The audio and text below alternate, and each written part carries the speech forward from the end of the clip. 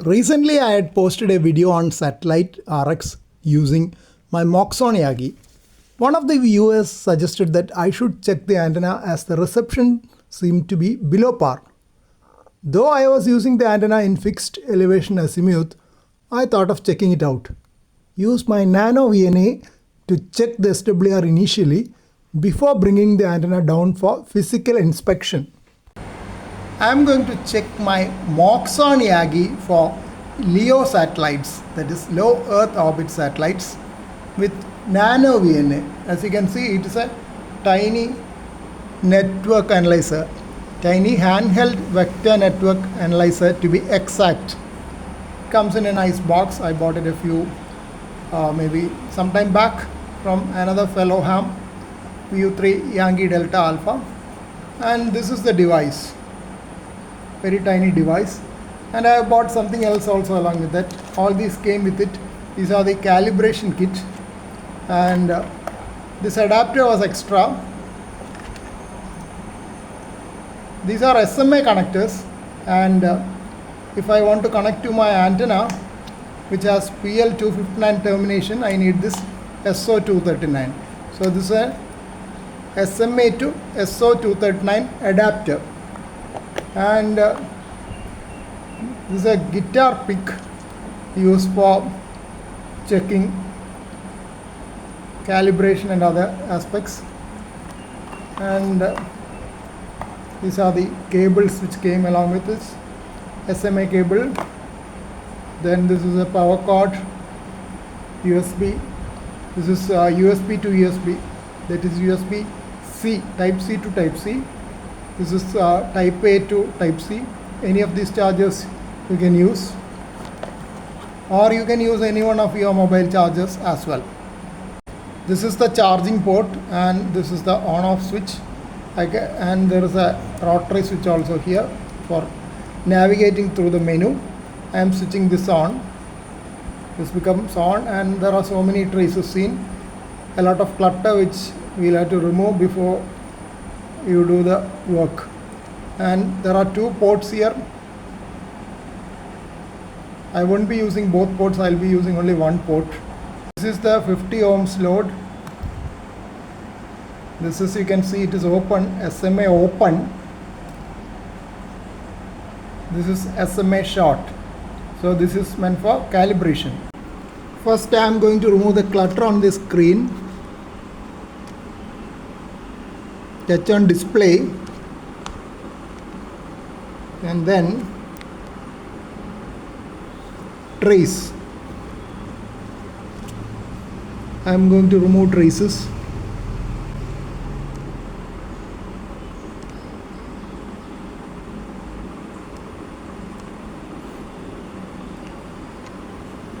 I want only one trace there.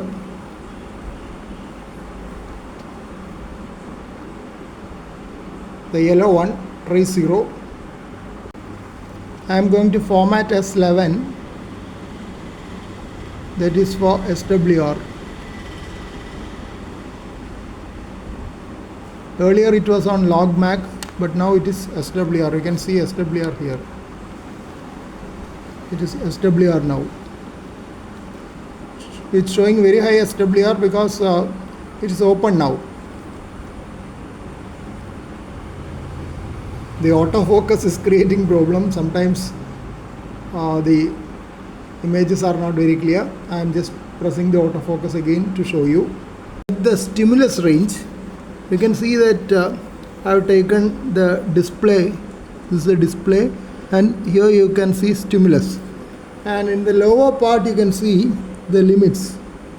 This is 50 kilohertz to, if I remove this, it will be seen as 900 megahertz. That's a very wide range. I don't want that. I'll have to change that. Stimulus. Start frequency. I'm going to check the VHF part. So maybe I'll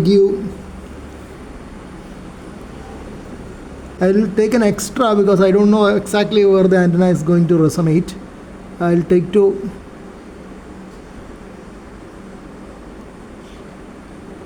130 I think I have put one double 130 megahertz. So the start has come as 130 megahertz here, and I have to take the stop frequency now. Stop. I'll give it as 150 M4 megahertz. So you can see that it is now seeping from 130 to 150 megahertz. It's a reasonable range. Next, I have to connect the open. This is called as OSL calibration. Open, short, load. Load is the 50 ohms load. OSL calibration.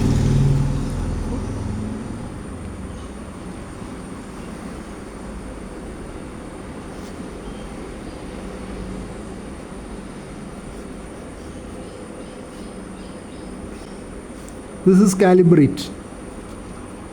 It's not seen well. It's calibrate. You can see this calibrate.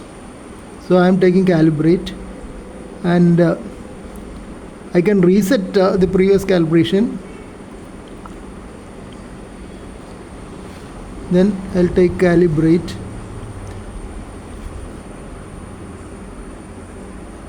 First is open. So that open calibration, you would have seen a blue line going, and that is the part of the open calibration. Next, I have to change this and put the short. This is a short load, and once that short has been put, I'll press here, and then you can see a blue line going there. You would have seen a blue line going this side. So that calibration is also over. Short calibration is over. Now next is load. The silver color one is load, 50 ohms load.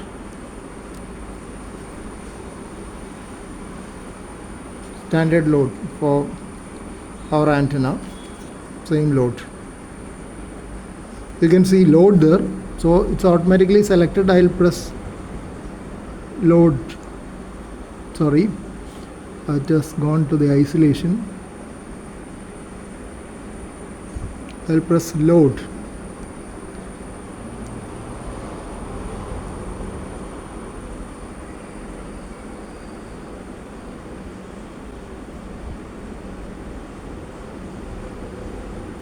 And through and done. So you would have noted that here the display was showing in red color earlier. Now it is white color. After calibration it is like that, white color will come. And now there is an option, save to SD card. I have put an SD card inside that.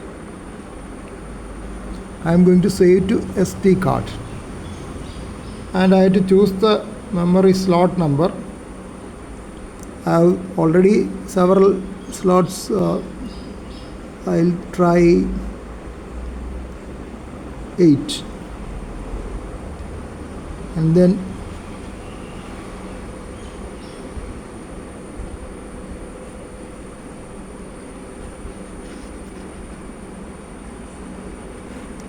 so calibration is saved to 8.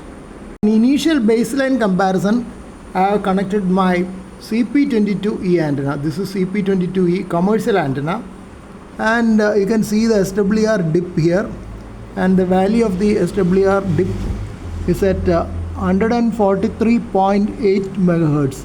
143.8 megahertz the dip with the minimum SWR for my CP22E antenna.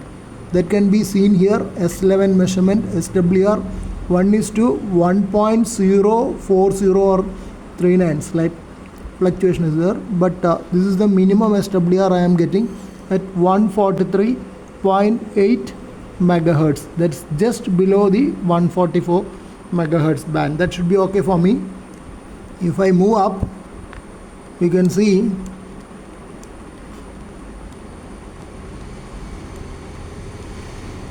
for 146 megahertz, that's the upper end of the band, I'm getting SWR of only 1.5. That's not bad.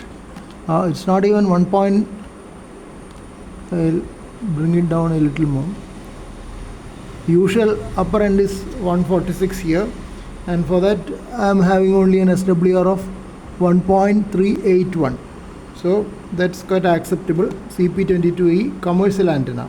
Now I have connected my, this is Moxon Yagi. To check the SWR, you can see that it is quite high. It is 3.3 at the same spot. It is not resonating in that region at all. I'll see the lowest I can see is here. This is probably the lowest which I get here. That is 2.621 at 132 megahertz. So nowhere in my amateur radio band is this antenna resonating. So there is some gross problem with the Moxon Yagi VHF component, that is the Moxon element. It used to work well. I have worked a lot of satellites with this, and now it is gone bad, probably because the connections have gone wrong. At the feed point there could be rusting. So there is no point in using this Moxon Yagi for satellite work. For satellite work you need excellent signals. So I'll have to bring down this antenna and do a thorough overhauling for my Moxon Yagi. That also explains why recently I have not been able to work any satellites using the Moxon Yagi. Very bad SWR pattern. This is my Moxon Yagi with a Moxon rectangle for VHF and 5 passively coupled UHF elements with a single feed line for LEO satellite operations. Brought it down for inspection, and the feed point region I had recently repaired because there was a bad performance, and I had changed the SO239 connector, and the feed point had been repaired by changing the screws and removing all the rust. So I was wondering what is wrong. Suddenly it struck me that it could be at the other end, that is the cable and the PL259.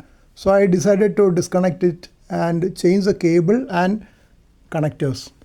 As I did not have a fresh cable, I decided to dismantle my 6-meter inverted V which had been erected recently, and take that cable and PL259 along with that and connected it to this Moxon Yagi.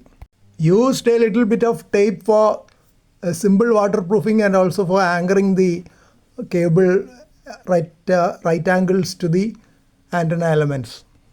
I wanted to try a different position this time, so the antenna has been mounted in a different position so that I can access it in a different direction. I want to try IO86, that is Lapan A2, because that's to the eastern side, while the previous location was best for western side. By that time it started raining and I had to run inside and thought of checking the antenna to see whether there's any improvement using my NanoVNA. After connecting the new cable with the new connectors, I decided to check the SWR, and I was surprised to see 1:1.041 SWR at 141 megahertz. That's quite near our band. So SWR dip has come remarkably to our band. Now I'll see how it is at our required. This is 145 megahertz. Also it is only 1.45. A remarkable improvement in the SWR by changing the cable. The only problem was it was a old cable. That's probably what I think. And the SWR curve is flat throughout. I think up to 146 it's not increasing much. Only 1.5 is the maximum. So I think this should give me a good result. If I want, I can just trim the Moxon to have a better resonant on a higher frequency. After 141 it's going up. You can see that as I go downwards in the frequency towards 130, but I don't need that region. This 141 itself is a great thing for me, because even with 141, my usual interest is in working amateur radio on International Space Station. For that, I have to have 145.990. So that's really near 146. There I'll have only a SWR of 1.4. So I'm quite happy that the work is useful. Now I'll have to know what happens when I really test it with the space station pass tomorrow morning at around 8 o'clock. Just after 8 there's a pass. I'll have to try this out and I'll find out whether it works well for me.